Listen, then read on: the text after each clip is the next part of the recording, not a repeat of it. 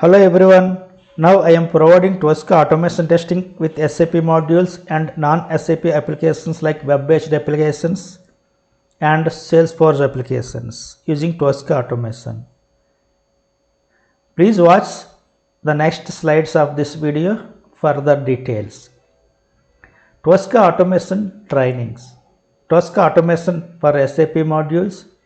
TOSCA Automation for web applications like Salesforce and Sugar CRM applications. TOSCA with SDMM FICO modules, and MicroFocus ALM for test management and defect tracking tool, and SAP Manual Testing with some more examples. An introduction to the automation testing. In a market, there are different kind of automation testing tools available in industry for SAP applications and non-SAP applications. We will compare with the TOSCA.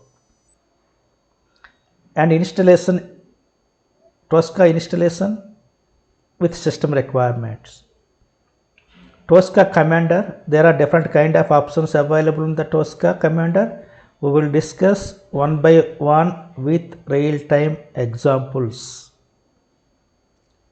And modes, modules and test cases. Okay, there are different kind of modules available and how to create test cases with real-time examples.